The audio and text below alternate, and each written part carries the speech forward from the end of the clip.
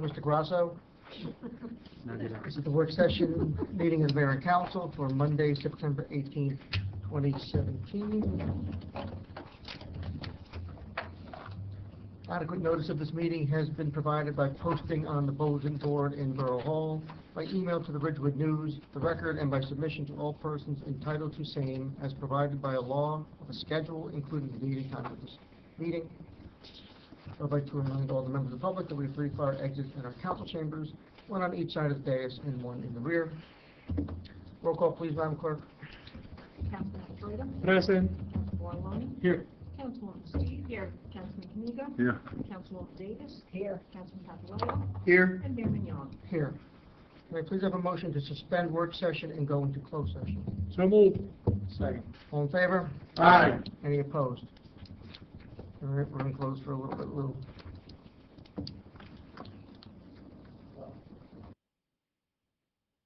Back in open work.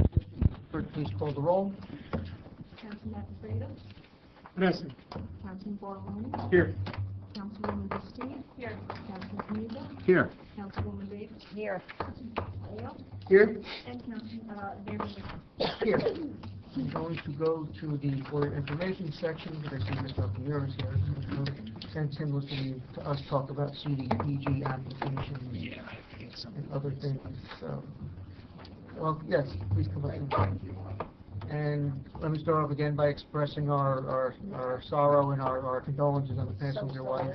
Thank you, Prince. Actually, I want to thank everybody, the governing body. The community of River Edge really came out and in support of our family, and I really appreciate that. I know you came, Mayor, many people, so thank you very much. I really appreciate that, the support and the love and the friendship from this community. So thank you, thank you. We'll be brief. So we'll gonna hit closed session and.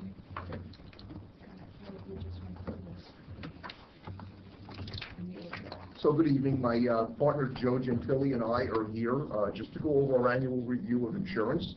I'm going to brief through the package, but certainly if you have any questions, stop me. If tomorrow or the next day you see something that you have a question on, please feel free to give us a call. First of all, we'd like to thank you again for your reappointment in 2017. We work daily with your department heads. Stephanie and I have been emailing back and forth all day on something, so we've been working closely and diligently on one of our projects. So if you open up the packet on the right side, I'm just going to bring you through it. Please stop me if you have any questions, but I will go through it quickly.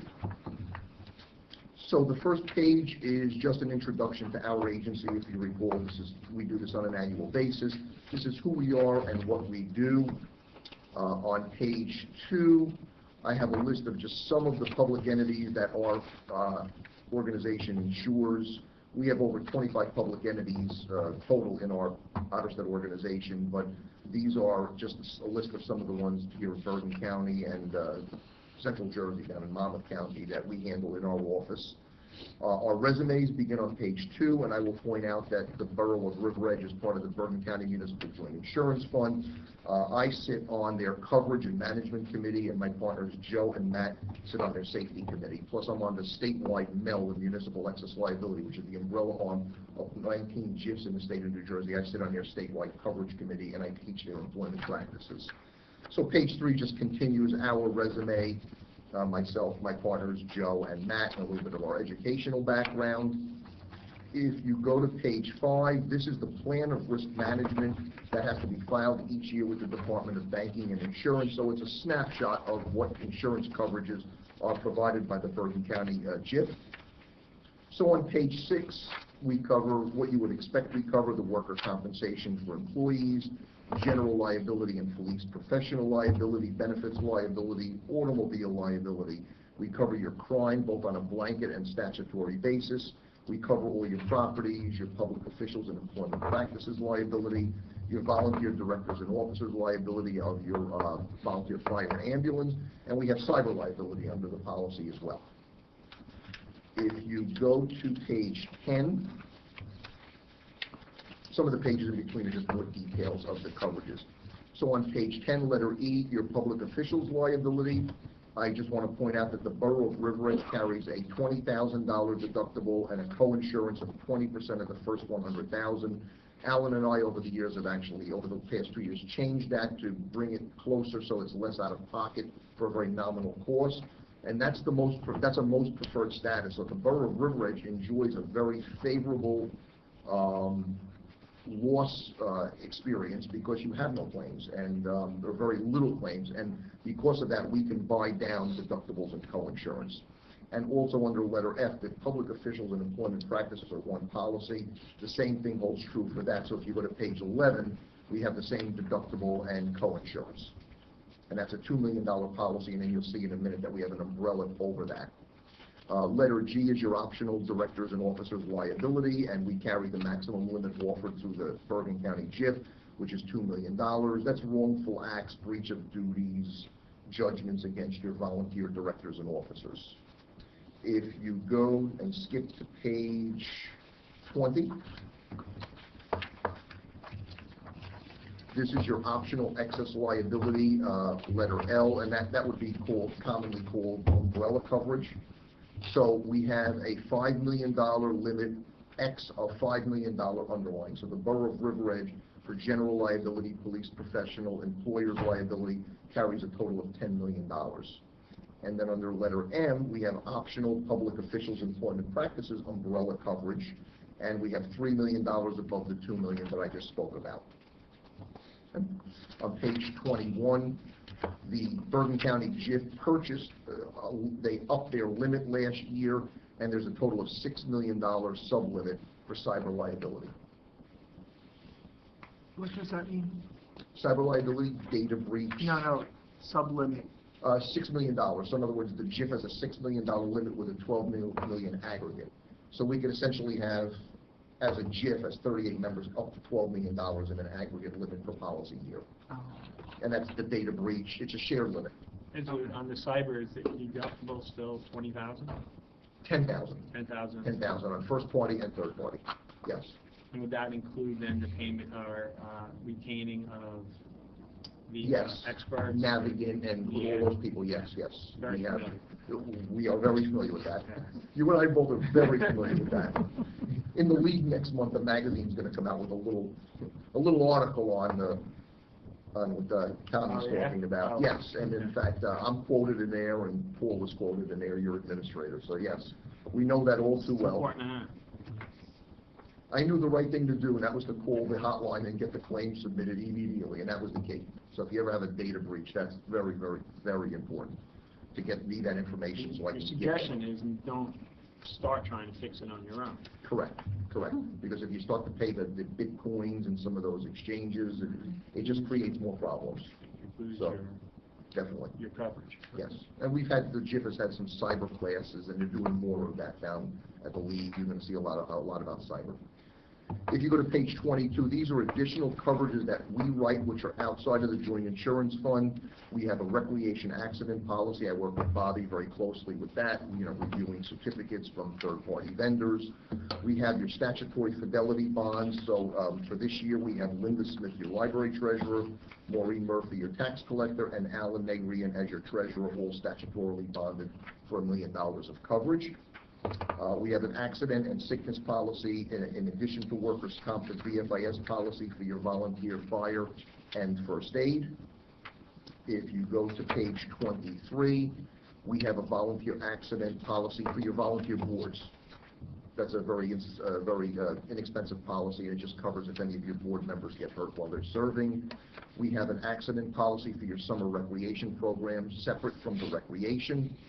And we have your volunteer police reserve and your CERT program with a separate volunteer life and accidental death and dismemberment policy. And then we have I'm sorry, did somebody ask a question? No. Yeah, and I was just going to ask you quicker. The beautification committee, would it fall under one of these things since they're out, working in the dirt and everything? We have, let me just remember, the beautification, we don't have them, that would be a quasi, Councilman, and that's the quasi list here, but we don't have your beautification committee covered under, let me just make sure, because I didn't see it, that's why I asked. They're volunteer, right? I'm sorry, I'm thinking of quasi. Yes, they would come under that volunteer. They're a volunteer program. They would be covered under the volunteer policy. I was thinking quasi because we added the swim club last year, and you could see the list below. We have the River Edge Alliance and Senior Citizens covered for the quasi. Now that quasi is actually liability. That's a liability exposure under the quasis. The other one is first party accident. So if they're volunteers and they get injured, that's the volunteer accident policy. Thank you. Sure. If you go to page 24, we carry 2 flood policies for the borough of River Edge, and they're outlined there. I'm actually running, because FEMA keeps changing their flood zones, I'm actually in the process, and I have completed reevaluating all your properties for flood insurance, and Alan and I will be speaking about that tomorrow for some changes that FEMA made to a few properties outside of what we already cover for flood. If you go to page 25, this is just some of the items. This refers to the left side of the packet. So the first item is the one that has the website of the MEL on the left side of your packet, and that's where you get information. That's where we get information, and your department has get information for classes and safety information. There's ordinances, sample ordinances. There are all kinds of good safety and municipal information on that website, so that's why I like to point that out each year. Also on the left side of the packet is, and you know I'd like to give you historical claims by department for all lines, so that's that piece of paper with the blue outline. So it just gives you an idea, and this is inclusive of worker compensation. So it's broken down by department, and I ran it, I had the GIF run it from 2012 for the past 5 years through 2016. And you're trending very favorably in 2017. When we have our quarterly safety meetings, I bring your safety committee up to speed right up to the month we have the meeting. But your trend of frequency and severity of claims, the bottom line figures are very consistent. And in fact, the borough of River Edge is a very safe community. When I look at what you pay in an assessment versus your losses, so I run a loss ratio analysis, it's very favorable. It's a very profitable municipality for the GIF. That's the reason why our assessments are very small. You know, as you're like, street maintenance, is that like us getting into car accidents, or just workers, or it could be both? Those are probably mayor worker comp claims. Usually they're lifting. You know, claims historically come out of 2 departments, public works and police. And for obvious reasons, especially police, they're 24/7, vehicles are always on the road, street maintenance, they're lifting things, they're plowing in hazardous conditions. So that's probably a worker comp. And then again, the details of this are discussed every quarter at the safety meeting. Okay? The other item behind that is just every year I give you this, but again, I work with your department as with Alan and Stephanie. These are just insurance items that I recommend that the Borough of River Edge look at when we have third-party vendors come in. So these are just recommended coverages, and I break them down of what I'm looking for, which is really more stringent than the joint insurance fund even requires. But I look at things on a case-by-case basis. I never let insurance get in the way of good public policy. If you're doing something and it's a farmer's market, I make my recommendations, but often I'll look at things and waive certain requirements so that you can move your community forward. And then the last item is if anybody's not on my email list, if you're not getting emails from me, and I try to send not too many, I read everything and only scan what I feel is important. The document with my letterhead is if you want to be added to my email list. Many of you are on it. I know the mayor is, and of course Alan and Stephanie. Okay. So if you go back to the packet on the right side and you go to page 26, again, these are just present coverages and trends in our industry and in the joint insurance fund. Many of these items I touch upon with Alan when I speak with him, or Stephanie, or your department head. So we go through a lot of this. It's just thoughts and ideas about your police department, vacant and occupied buildings. I know your administrative staff do not do anything that involves insurance without notifying me. We just did your project for your, we involved the railroad, New Jersey Transit. You had some requirements, we took care of that. If you go to page 28, I just want to point out there's a change this year. Again, being a member of the statewide MEL coverage committee, the MEL is the Municipal Excess Liability, the umbrella arm of all the GIFs, 19 GIFs in the state of New Jersey, the largest in the state and in the country. Fire trucks over 15 years old are settled under depreciated value. That's going to change as of 1/1/18. We have now actually approached Zurich, and starting 1/1/18, it's going to be replacement cost full no matter what the year is or stated amount. So our values will determine the coverage, and that's a real positive change.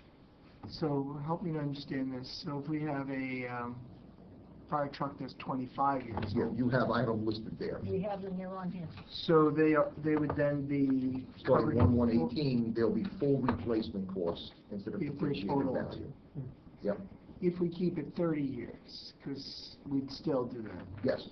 It's gonna be replacement cost or the stated amount, so if the values that we have don't reflect the replacement cost, we'll have to make those adjustments. But it is a big bump in coverage. Yeah, Yeah, thank you. it's a big improvement. So it came from our coverage committee, we met 2 weeks ago, so just so you know that. And the last page 29 is just, again, for last year, for 2016, the Borough of River Edge was the recipient of the Safety Incentive Program's Bronze Award, and a check was presented at the March 7th breakfast, and the borough received a $1,000 check and a plaque.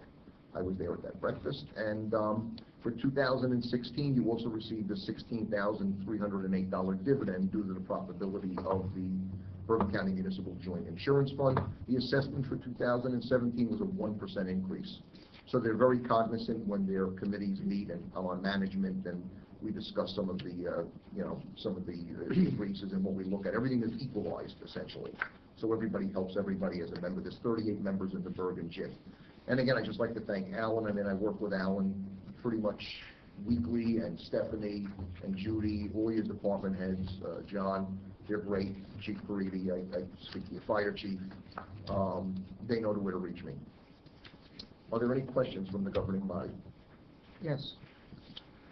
I talked to you about this last year about the police accreditation. Now, Yes. reading here, you said now the JIF will provide the money up front. Yes. That's a change, because last time we spoke, that wasn't the case. They'll provide it up front, but then you got it, once you get accredited, you pay it back from the 5% savings. So what they do is they give you a $25,000, once you pass your resolution, they'll give you up to they'll give you $25,000 help to with do the accreditation. You get 2 years to do the accreditation, 1 or 2 years, I think it's 2. We've gotten extensions. Once you're accredited, each year then you get a 5% discount on your liability and your general liability and your auto liability. So for the Borough of River Edge, I calculated it, I think it was $5,000 or $6,000. What they do is they withhold that to pay the $25,000 back. Okay. Did I explain it that the same way the last time, No, I Mayor? thought we had to put the money up front first. That's what you No, they'll give you seed money for 25. That was the changed. difference when I said last year, because I said we couldn't float $25,000 Yes. in our operating. No, I'm sorry, maybe I So this didn't way, explain it yes. right. This is how it's always been. Mm. Yeah, they'll give you the seed money. So it's something to consider, that's why I put that in there as a bullet point. Yes, Alan? We have a request tonight, came in late this afternoon from the Bergen County Historical Society to use a parking lot on Hackensack Avenue for one of their events. Would you know whether they're a formal part of the county and we could get a certificate of insurance Yes, from them? yes. My organization, my agency insures the county of Bergen. Oh. So I can just get a certificate of insurance from them, and I can specify, I can call our risk manager in my Hasbrook Heights office and just tell her, you just give me the details. If you email it to me, the date, and I'll have We'll them get that indemnify us. tomorrow, see if we can get Yep. their certificate of insurance. Yeah, and then you would give them the whole harmless agreement, Stephanie. You would give them an indemnification agreement to sign. Right. And I'll make sure these Borough of River Edge is included as an additional insured, Right. and we'll be good to go. Yeah. Oh, there's a date on here, okay. Barron Fest on September 30th. Fine, I can order the certificate, just have them sign a whole harmless agreement for use of facilities, and we'll be good. Any other questions? Okay. Thank you very much for your time. Thank you, Mayor. Thank you, council members. Thank you, Matt. Call me anytime, night or day I'm available. If you need anything, and again, thank you very much for everything. We'll see you tomorrow, as we Okay. Have a good evening. Thank you. Too. Thank you, Matt. Let's go,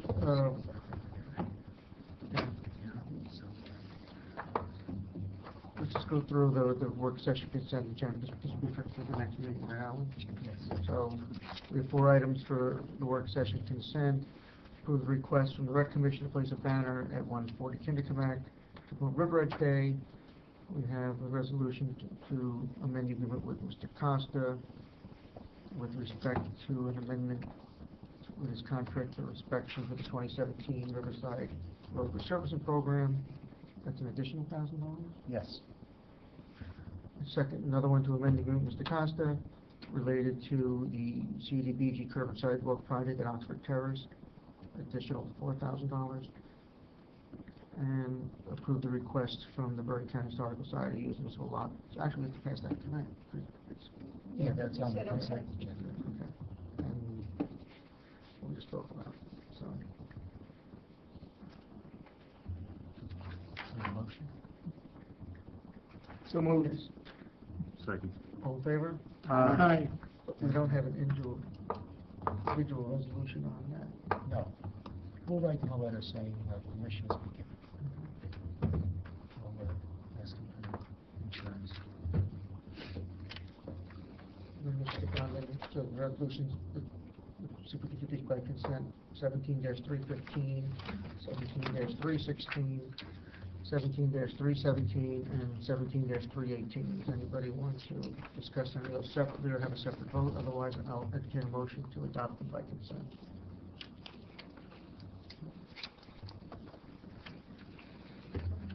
A second. Second. All in favor? Aye. Any opposed? Bartoloni, do you read and move 17-319 payment bills? I'm sorry, we'll go back up to it, Mr. Allen first. Thank you, Your Honor. Mr. Mayor, it's been a long day.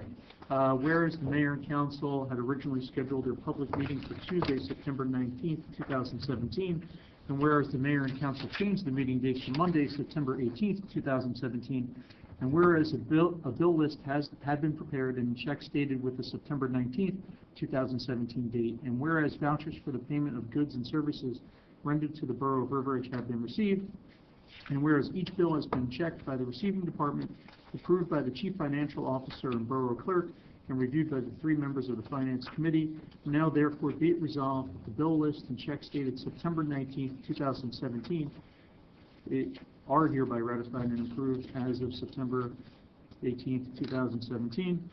Be it further resolved that bills as listed now be confirmed for payment from the appropriate funds as follows. Current account, $233,517.64. Capital account, $13,350.60. Recreation account, $1,340.95. Animal welfare account, $11.40. Trust other account, $12,386.50.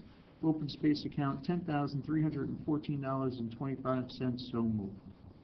Second. All in favor? Aye. Any opposed? And can I please have a motion to adopt by consent Resolution 17-320 and 17-321? Second. All in favor? Aye. Any opposed?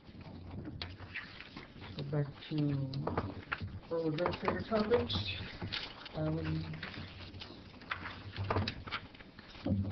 See the applications for 2018. Thank you, Mayor. As I do every year, I come to the council looking for your conceptual approval for the applications for the following year for a community development block grant. The mayor and I attended a workshop recently on the preparation of the applications, and there are some very significant changes. The first is that we will be allowed 2 applications instead of 3 this year. The next major change is that we will not be able to apply for our bus dispatcher driver salaries and wages or the funds for senior citizen activities. They have a rule that has been on the books for a while, but they are going to enforce it with the next round of applications, that they will only consider new or expanded services, not ongoing services. They will not consider providing funds for a service that you have had 12 months before. So this will eliminate those what we call social service applications, and the borough will have to absorb those costs or come up with another idea. We have in the past been doing work, as the mayor calls it, brick and mortar work in our low and moderate income area. We have one area in town that exceeds the 39.57% threshold, And that is basically, if you think of the streets of Oxford and Rutgers down by the apartments, that is our one low and moderate income area. So we have done 2 phases of construction of curb work and some minor sidewalk work. We have a 3rd application in. We should hear about that in a month or 2, so we'll know whether we have a project that will take us into June of next year in that area. We were funded, I haven't received anything. yes, but the official. region officially, well, we voted to fully fund that project. The freeholders have to act, but that was So, fully funded. okay, so we have round 3 on that. That may be a project that you'll want to continue looking at. And there may be other ideas as to what we can do in that particular area. The other option is the removal of architectural barriers, and many of you are aware that we've probably had maybe 15 or more years of making application to provide ramps on all of our intersections around town. There are very little left that we could do, and they don't permit you to come back and recast the ramps that you've already done. It would have to be a location that does not have any sort of a ramp in place at all. We have done in the past many grants for barrier-free improvements in Borough Hall, as well as the public safety building. The 2 elevators that you see here were funded through community development block grant. So that area is still open to us to provide the removal of architectural barriers or the low and moderate, but the social service area looks like we may have some challenges in that particular area. So I don't need any decisions tonight, but if you would like me to pursue round 4 on Oxford Rutgers, I can start that process, working with the engineer to see what will be left after we do round 3, and come back and do still some more work down in that particular area. If you give me that authorization tonight, at least that'll give me something to start working on for one of the applications. And then we could discuss ideas maybe the next time we meet in work session. I know you sit on or you chair actually the board there. Any ideas that you've heard of that, would apply, maybe something we could do here? No, most of the towns use it for street paving in their low mod areas. That's usually, or if you have a senior center and they want to do an improvement to that. Otherwise, we were really the only town who ever, and I believe Saddlebrook, apply under the public services, which was the bus driver and the dispatcher. So obviously, we'll have to go more heavily into that pot. There's 3 separate different areas. There's the brick and mortar public services, and then there's the nonprofits, where groups like there's all these different nonprofits in these different towns, whether they're after-school activities for underprivileged children or drug and alcohol or rehabilitation programs sponsored by third parties. They're entitled to funding. So the short answer is no. I didn't see anything that that doesn't necessarily apply here. And the fact that we've funded senior activities means that it's ineligible for us to request any form of senior activity funding, which is the only other, by definition, low moderate group you can have an improvement for them. No, go ahead. So we have been using it for Rutgers and for Oxford. Can we use it for curbs along Bogart Road in that area? No. No? Now, the way the census tract is formed, Bogart actually forms the border, and if you're on the border of the area, they average the incomes from both sides, and then that's not eligible. So it has to be fully contained. I was wondering, because Yes, no, you're right. No, but the one thing that I had thought about also is, Mr. Costa talked about vacating Oxford and making it parking. Maybe we could see CDBG to fund creating the parking on Oxford. Oh, that's a good idea. So, Do you like that idea? I think I'd have to get the Costa cost it out, because again, I'm not expecting we're gonna get a lot of money, and we're gonna do $1 million project and only get $100,000 for it. So I think it's something at least to have Mr. Costa do a real rough estimate on. Do you want a motion to that? And also add phase 4 to the list of groups. Yeah, but give me a motion, at least I can start the process of work. So moved, everything Ed said. All in favor? Aye. Any opposed? Thank you very much. Just But SCORE is not an incorporated nonprofit, right? Like, are they a registered nonprofit? No, we've created them under, Created them under the borough. Under the borough. Yeah. But if they were a separate nonprofit, then they could apply for their own funding under, What can we do? We have an ordinance on school. Yeah, we did. yeah. But Well, we could dissolve it. the other issue was that the allocation for those public services funds are much less than what they give for the other. gotcha. Not all together, it's serious. Yes, but it's a fraction of the money that was available. The whole emphasis, I guess, going back to Nixon or whoever, when they started this in the early 70s, the emphasis was supposed to be on infrastructure and other programs like that, and they're trying to get it back to that.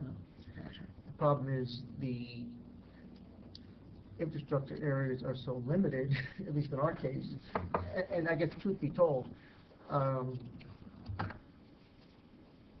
it was geared towards more economically under or disadvantaged areas, than say River Edge. In fact, one of the things they talked about, and but they didn't mention it at that meeting, was that they're anticipating probably by the next census, they're going to change the criteria for even how they're going to decide the districts, and a lot of the towns in Bergen County would be knocked out completely, so we wouldn't be eligible for any funds. But we'll see where that goes. The other thing, they were fortunate this year that the President and the Congress kept funding levels the same as last year. Next year, it was proposed to cut it in half. So if they do that, and then block grants come to the states, and the states distribute to the counties are the administrators for it. So I don't, it's a program I think that a lot of towns relied on to do these little extra things, and it's going to be another another budget challenge for us now, because we get 35,000, I believe, probably from the bus drivers and dispatchers. Now that has to go to operating budget. 18, but our budget is 35 now. And I think we got this year. 5 up from 2. Yeah. I think we got 23,000 total this year, but then that 23 has to be added to the budget. So we'll have to deal with it as it goes along. Okay, the 2017 best practice inventory. Mayor, thank you. The state issues a best practice checklist or inventory. It's due back to the state on October 20th. There are 25 questions. If you achieve 21, you receive 100% of your state aid. The municipal clerk has to certify that the item was an agenda item for discussion at a municipal governing body meeting. Tonight, I just reread the question where I thought we had a no on, but as a matter of fact, the way it's worded, we will have a yes on it. So we will have 21 yes answers, 1 no, and 4 not applicable. The not applicable, there won't be any no's. We'll have 21 yeses and 4 not applicable. The not applicable do count as a positive answer. So out of the 25, we'll have 25 positive answers, and we'll have a rate of 100%, and we will be receiving the full amount of our aid. Good job. Great job, Alan. Thank you very much. Compliments to the mayor and council who, over the years, have implemented many of these questions. All of them are prior year questions. Thank you for your cooperation. Item 3, employee compensation disclosure. Mayor, thank you. I sent the mayor and council some information on this. This is a new regulation that is coming out. You have a copy also of the compensation disclosure form that I'm required as the CFO to file. You also have a letter, a joint letter from the League of Municipalities, the Government Finance Officers Association, the Tax Collector Treasurers Association. Did you send it in the packet, or did you?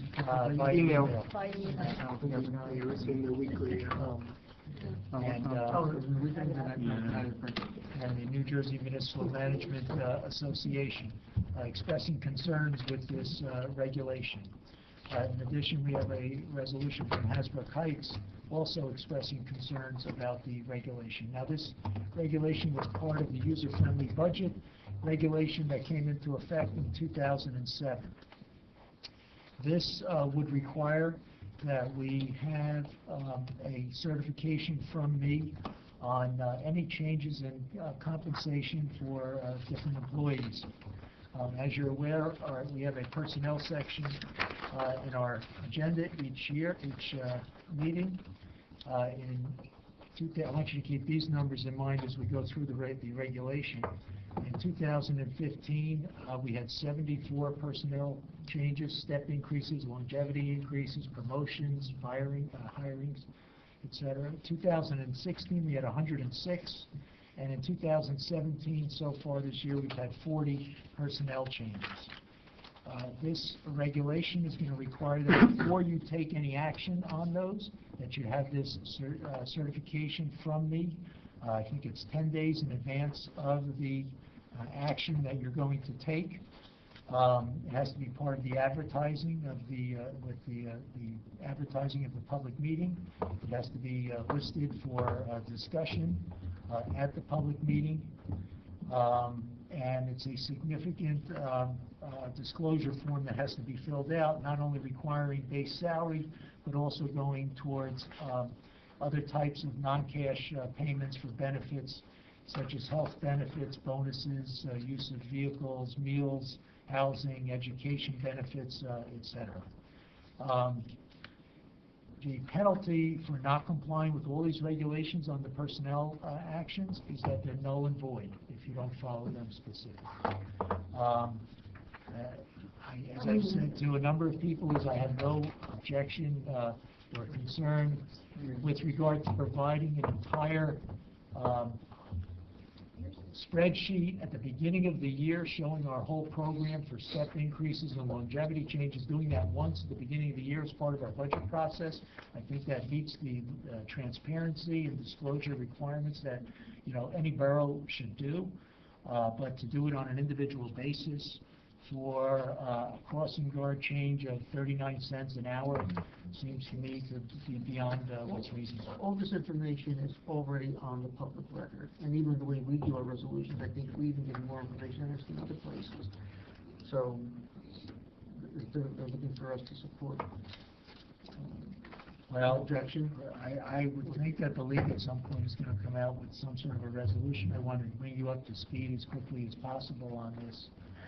I have a conference next week with the government finance officers. I'm sure there'll be some discussion on this at that meeting. Maybe the Division of Local Government Services will be able to weigh in terms of when this is going to take effect and what they're going to be looking for.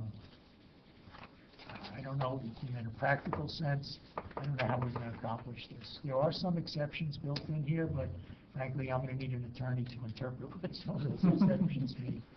Well, last week I was at the Bergen County League of Municipality Mayors meeting, and two things along this line. The consensus, at least from the league, is that whoever the next governor is, the best practice inventory may not be something we're going to have to be dealing with in the future.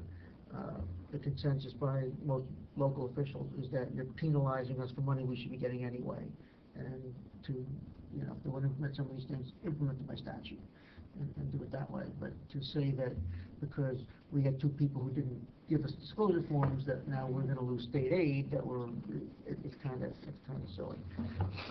The other thing that the Bergen League of Municipalities had been on record as opposing a bill that was proposed by Senator Weinberg, and we've talked about it, with significant changes to the Open Public Meetings Act, Open Public Records Act. Apparently everybody thought it was gone. Apparently the senator has resurrected it. the mayors were in unanimous consent to reissue our initial objections, again, based on the amount of extra work it's going to cause the clerk and other officers, really to provide information that is already publicly available. It's just requiring it to be in a more onerous format. So, you know, I guess all these bureaucratic things are almost, they're unfunded mandates. Again, it's infringing on the ability of local governments to do what they need to do. And a lot of these things, again, all this information is available publicly if people want it. They can have it. And I tried to assume about the User County budget. They made it overly complicated, and I don't know how much public benefit comes from some of those. So, just wanted to keep you informed, and at some point, if I see the league has a resolution on them, maybe. Yeah, because they didn't talk about this one, so I'll have to email if they're gonna do so. All right, thank you, Mayor.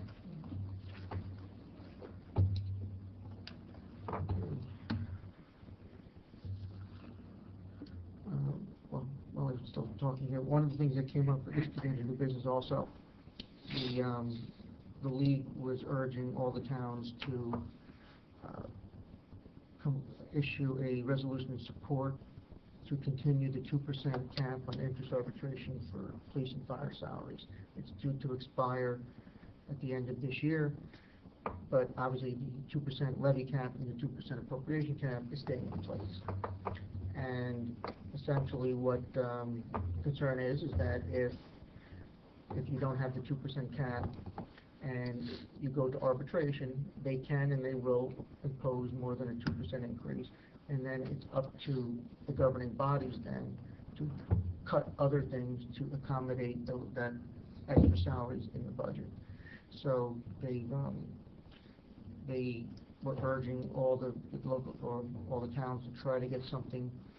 I believe they wanted it before the league, so if we want to consider something in October, I have a draft resolution, if you want to see it. It's basically they're just asking to extend it because it's one of those things in the toolkit which towns never really fully got. But I think it's been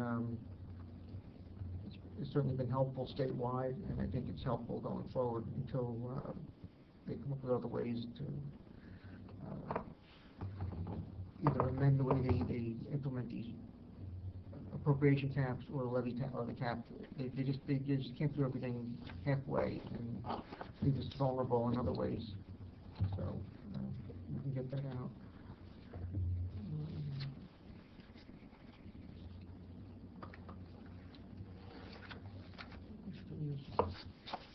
Nothing else to report. I mean, the only events coming up between now and the next meeting that I'm aware of is we'll have River Edge Day on October 1st.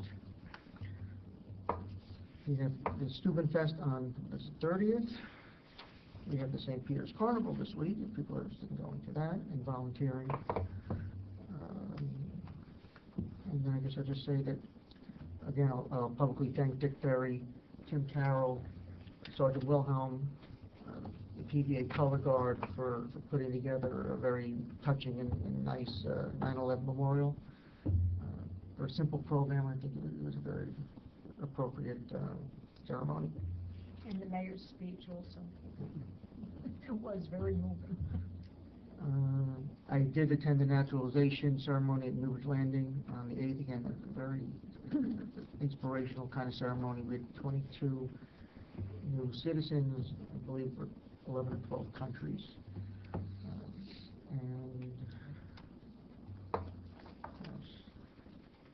Well, the diner reopening, we've been talking about that, so I think a lot of people are happy that that's reopened.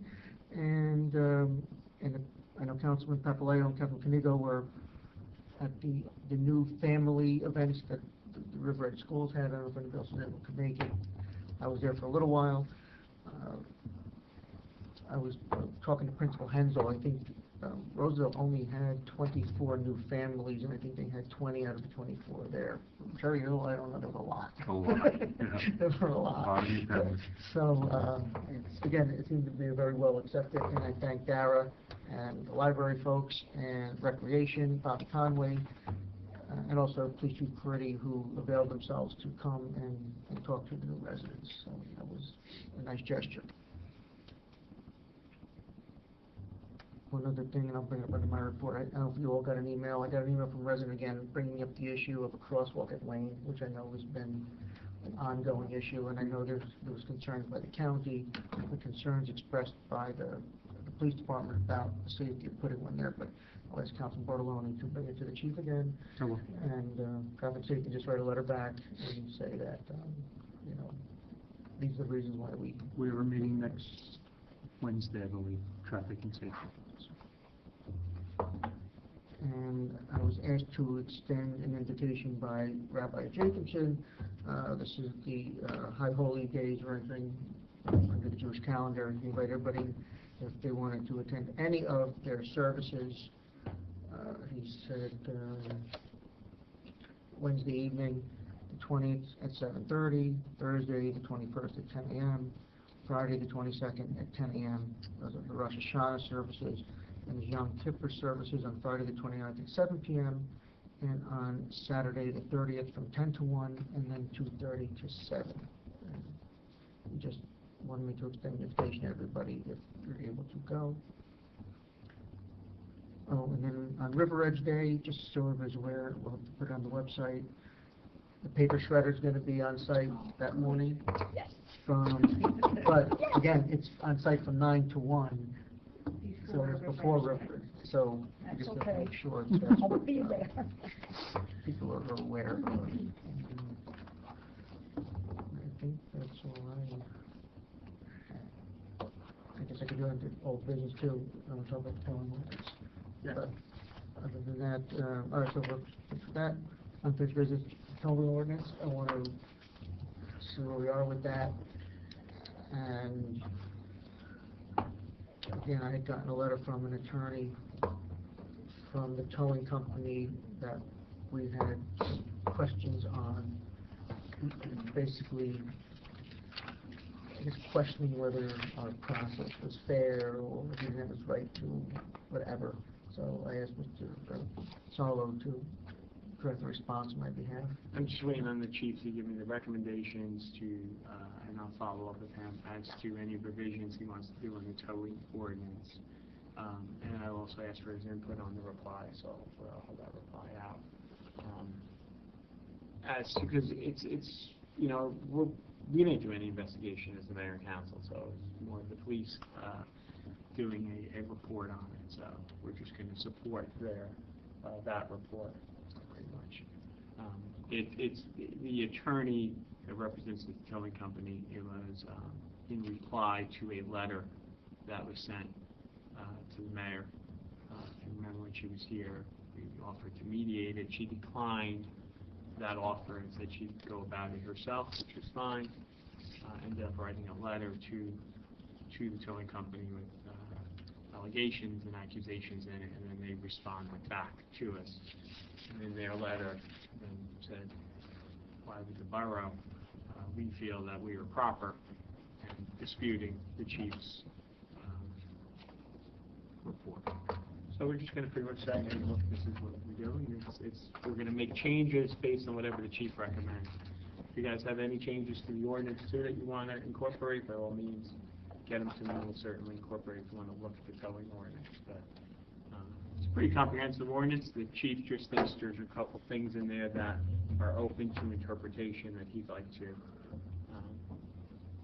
tighten up a bit. Yeah, So and I thought one interesting thing, and I said I still have great reservations with that company, because he actually said, well, because she was so vociferous and objecting to getting towed, that he didn't trust her to use her credit card, and that's why he made her walk to get cash, because he was afraid that she would cancel the charge.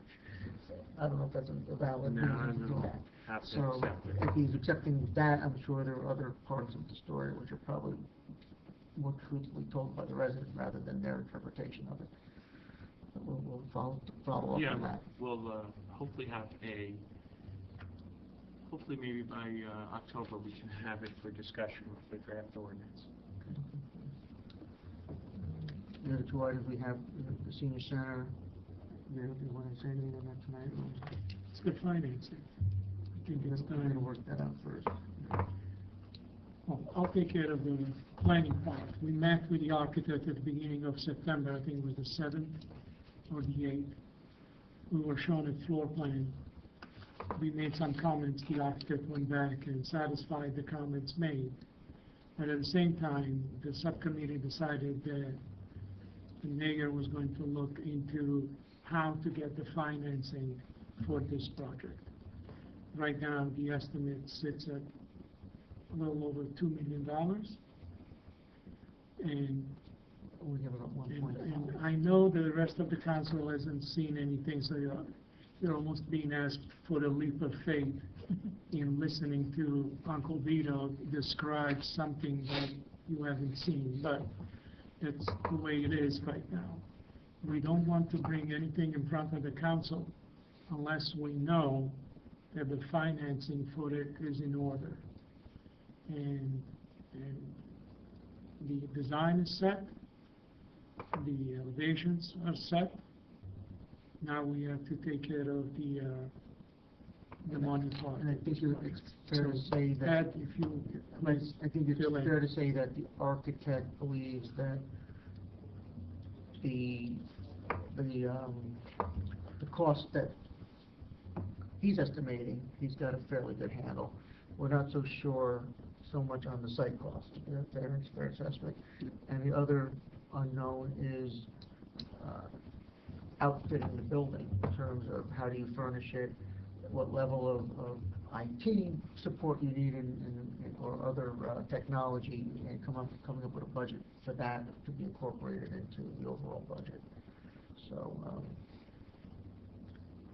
we'll have to, and may have to bring it back to Council Bartolome and the Finance Committee to see if there's ways to review some of the other ordinances. Alan pretty much squeezed what we can squeeze so far. I look myself, maybe I can see another 100,000 somewhere, but we'll have to. We have a meeting on the 2nd, Okay. the Finance Committee, so that'll be a topic of discussion. No. We'll go over the cost Oh, sure. estimate and everything, An alternate. which I'll provide in advance. October 2nd? Shade Tree Commission, we keep talking about something. If we're not going to do anything, let's take it off future agendas.